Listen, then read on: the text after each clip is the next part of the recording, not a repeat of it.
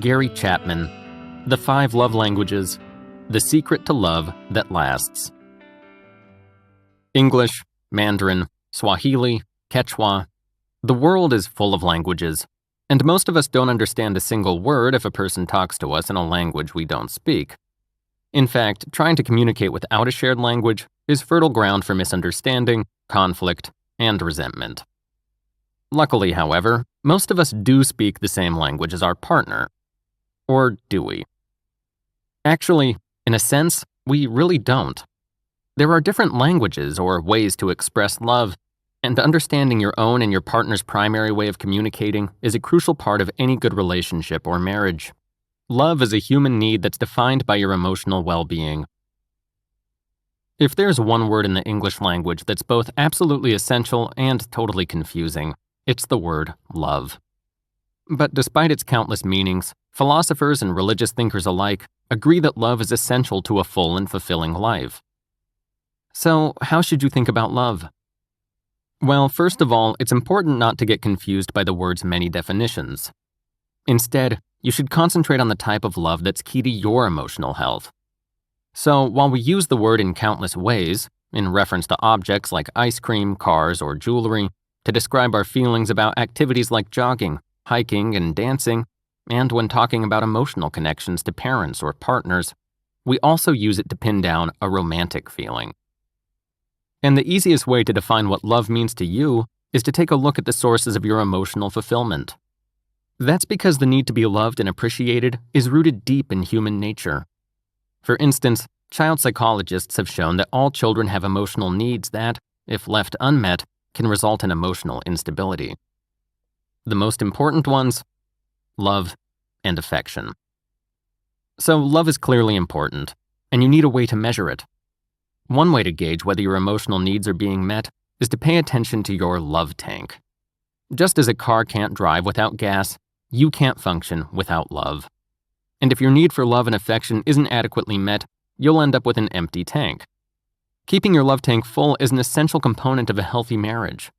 All solid marriages require fuel. For example, the author has a client who thinks that financial gain and material possessions can't compensate for an empty love tank. The way he sees it, a fancy house, expensive cars, and a beach house don't mean anything if your wife doesn't love you. Relationships change as the joy of falling in love fades. Communication is the only solution. You might have noticed that there's always some new expert or book claiming to know the secret to long-lasting marriage. Yet plenty of couples still struggle to keep their love afloat after the honeymoon period, when the euphoria of falling in love starts to wane. It makes you wonder how being in love affects us, doesn't it? Well, being in love makes us view the world through rose-tinted glasses. Here's how. The first phase of attraction, the thing that gets relationships started, is marked by what's called the in-love phenomenon. It's the obsessive, instinctual part of love that's closest to our animal instinct to reproduce and perpetuate the species. This initial phase clouds our judgment. And it's also been closely studied. For instance, psychologist Dorothy Tennov conducted an in-depth analysis of the in-love phenomenon, and after studying hundreds of couples, she found that the average lifespan of most relationships that centered around romance was just 2 years. That's because once the rapture of falling in love wears off, reality starts to set in. To survive this difficult transition, it's essential for every couple to build an emotional atmosphere that lets them work through differences and fulfill each other's emotional needs. But how? The first step in cultivating such a climate of real love in a marriage that's advancing beyond its initial stages is effective communication.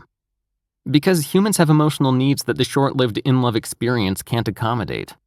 So as this feeling fades, it's essential for couples to work on emotional communication that can sustain their relationship over the long haul. Not just that, but real love is a choice that means adopting a different attitude and a new way of thinking. It's all about defining your expectations for the marriage and how you share them with and receive them from your partner. People feel and express love differently, and understanding your partner's love language is key to a long-lasting relationship. Most people know that language consists of more than mere words. There's body language, for instance, and tone of voice. While the language of love is equally complex, That's because different people perceive love in different ways and use different words and actions to express it. Essentially, we all speak a different love language. So, just like being multilingual can be to your advantage, understanding the different ways love is expressed will help you build a strong, happy relationship. But this requires couples to devote the necessary time to discovering the nuances of one another's love language. It'll be worth the effort, though, because that's the surest route to filling your partner's love tank. A tool that will help you and your partner excel while also supporting your relationship. Misunderstandings arise even between partners that have known each other for ages. Usually, this is because one partner has incorrectly translated the other's love language. An easy thing to do, considering that though partners tend to share a lot of common habits, they often feel and express love differently. It's uncommon for a person's love language to correspond exactly with that of their partner. For instance, Mark and Andrea used to disagree on everything except the fact that they both loved their kids. Mark knew Andrea was a good mother, but didn't feel her giving him affection. On the other hand, Andrea knew Mark was a great provider and caretaker for his family, but complained that his 50-hour workweek left no time for him to be with his family. The problem? Mark's primary language was physical touch, and Andrea's was quality time. As you can see, understanding your partner's love language is essential. Positive, uplifting words of affirmation are a powerful way to express love. Have you heard of the Greek philosopher Xenophone, one of Socrates' students? Most people haven't, but he said something that still rings true today. Praise is the sweetest of all sounds. Words of admiration, praise, and encouragement, nothing is sweeter. In fact, this is the idea behind the love language that's called words of affirmation. Here's how to speak it. Give verbal compliments. This is most effective when done in a simple and straightforward manner. Various encouraging, kind, and humble words are all part of the words of affirmation language.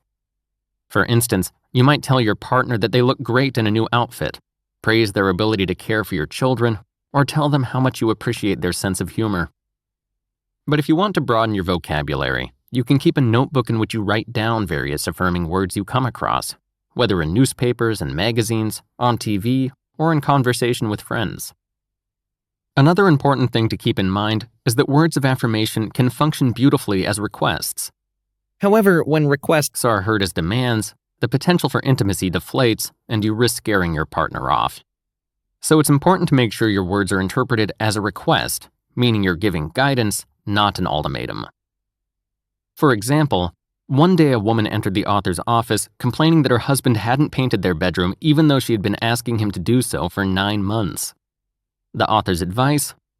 He told her to stop mentioning the painting and start complimenting her husband every time he did something that she liked.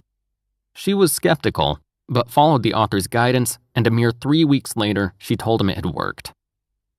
The trick was learning that giving verbal compliments is a much better incentive than making biting criticisms. Spend quality time with your partner. The modern age is a time of incessant distraction, and time is one of our most valued commodities. As a result, too many couples get distracted from the heart of romance, spending time together. This brings us to the second love language, quality time. The key to this language? Undivided attention. It's not enough to simply be together in the same room. Quality time is about focusing on your partner and nothing else, even if loads of distractions lurk behind every corner. Furthermore, spending quality time with your partner is a primary way for both of you to feel loved, respected, and appreciated. But remember, lots of married couples think they're spending time together when they're actually just spending time near each other. For instance, watching a football game or staring at a computer while chatting with your partner is not giving them the quality attention they need. So what exactly is quality time? Either quality conversations or quality activities. You probably have a sense of the former, so here's what the latter is. A quality activity is something that one or both people want to be doing. It's less about the event itself and more about the chance to express love for each other. Not only that, but the more common activities you share, the more memories you'll have to look back on together in the future. These could be anything from strolling in a park, gardening, seeing a show, or even preparing a meal together. For instance, Emily loves going to bookstores to scour the stacks for her next great read. Her husband, Jeff, is not as enthusiastic about literature, but shares this activity with Emily nonetheless. He even helps her find books that she might enjoy. Emily's end of the deal has been learning to identify when Jeff's patience is at the tipping point, and she knows not to spend too long browsing. As a result, Jeff happily pays for whatever books Emily ends up choosing. Gifts are visual symbols of love, and surprising your partner with regular presents, regardless of their monetary value, is a great way to show affection. Take a look at any culture. From the Mayans of long ago to the modern Eskimos living in the northern tundra, and you'll see that giving gifts is a part of every marital process. Considering how central the giving of gifts is in all marriages, it's essential to understand the love language of receiving gifts. Here's how it works. If your partner's main love language is receiving gifts, pretty much every gift you give them will resonate as an expression of true love. That's because gifts are physical symbols of love that materially express the love one person has for another. But what kinds of gifts should you give? It's easy to find out what your partner likes by keeping track of all the presents that brought them excitement or joy over the years, whether they were from you or someone else. It can also be helpful to consult friends and family for gift-giving advice. And remember, for people who speak the love language of receiving gifts, monetary value is not the main focus. In fact, the value lies in the whole process, from having the idea to give a gift, to going out to get it or make it, and finally, the gesture of presenting this symbol of love to your partner. For instance, Doug used to give gifts to his wife, Kate. When they got married, however, he stopped. This was a problem, since Kate's essential love language was receiving gifts. She quickly began feeling emotionally abandoned. The author asked Doug why he had stopped, and Doug said it just cost him too much money. Luckily, the author explained that the monetary value of the presents is insignificant, and Doug began showering Kate with random gifts of affection. This reversed Kate's feelings of abandonment and gave Doug an easy way to express his love. Doing useful things for your partner is a common way to express love. Does your partner often wish you would clean up after dinner, take out the trash, or wash the car? If so, their primary love language might be acts of service. But how can you attend to this love language? The best way is to intentionally do helpful things for your partner. These acts of service are essentially things you know your partner would appreciate your handling. Things like vacuuming or paying the bills, for example, or maybe grocery shopping, helping the kids with their schoolwork, or taking the dog to the vet. But just as you can't demand love, you can't demand acts of service from your partner, nor can they from you. To be truly legitimate, such acts need to be voluntary. So instead of asking what your partner can do for you, ask what you can do for your partner. However, keep in mind that asking this question might require you to take a look at and maybe even adjust your views on traditional gender roles. For instance, running a home and caring for children is not necessarily a task for women. Learning about acts of service requires you to decide for yourself what your responsibilities are, regardless of stereotypes. Just consider Mark, who was raised in a family with a father who never lifted a finger to do household chores. His dad saw such tasks as women's work and couldn't imagine himself cleaning the floors or changing diapers. Mark, on the other hand, saw how important it was to his wife Mary that he lend a hand around the house, so he let his gendered stereotypes go. This allowed him to overcome his stereotypical understanding of his own behavior and communicated to his wife a great deal of love and respect. Physical touch is a powerful way to show your love. Did you know that babies who are caressed, held, and kissed go on to lead healthier emotional lives than those who aren't? It's true, and it should come as no surprise that physical touch is some people's primary love language. If it's your partner's main language, you can communicate your love through physical touch. Things like holding hands, kissing, embracing, and sexual intercourse. It's easy to incorporate such gestures into everyday life by holding your partner's hand when in church or on your way to the movies. You can also try hugging and kissing your partner when someone else is around. It's sure to make them feel extra appreciated. For instance, Jocelyn Green is married to a military man. Although she and her partner often can't be together physically, she's found ways to feel connected to him while he's overseas. If you and your partner also spend a lot of time away from one another, try to find a way to feel close. Things like wearing one of your partner's old shirts while Skyping or sending them a picture can work wonders. But when you are with your partner, you can try touching him or her in unexplored places and asking for feedback about what's pleasurable.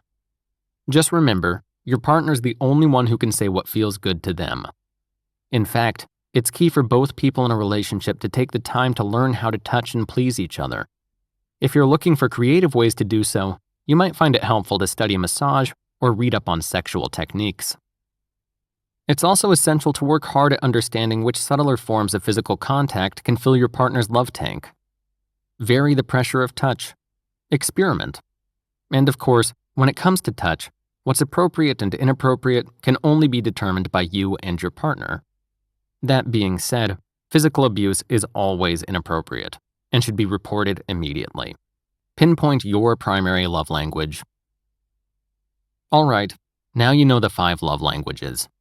But how can you tell which one is your primary one? It's actually pretty easy to find out. First, ask yourself what you most often request of your partner. It's likely that the things you ask for the most are the things that you find most emotionally fulfilling. Then follow your instincts and consider what comes to mind when you want to feel truly appreciated. Perhaps it's spending time with someone or receiving praise. Once you know what feels good, consider what your partner does that hurts you. In fact, painful relationship experiences can be an accurate guide to finding your love language. Just think back on what your partners have failed to do for you in the past. For instance, if someone you were close to caused you serious pain or failed to show you love in the way you wanted, perhaps that person simply failed to understand the way you desired to be loved.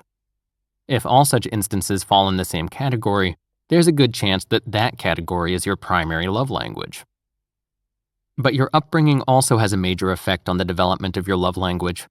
So it's helpful to consider how your parents made you feel loved or unloved while you were growing up. Such memories are another path to figuring out which language you speak. For example, Ella's main love language is receiving gifs. But to figure that out, she had to think about bad experiences from her childhood. Specifically, she recalled a Christmas morning when she was a little girl. Her older brother put little effort into choosing her present, and to save time, gave her something that he'd found lying around the house. By recalling this moment and remembering the emotional pain it had caused her, Ella saw how important receiving gifts was and is to her. And remember, once you pinpoint your and your partner's love languages, be sure to use that knowledge. After all, communication is what true love is all about. The book argues that many of the problems married couples face today are simply a result of feeling and expressing love in different ways. Learning the different love languages will improve communication in your relationship, thus boosting the emotional well-being of both you and your partner.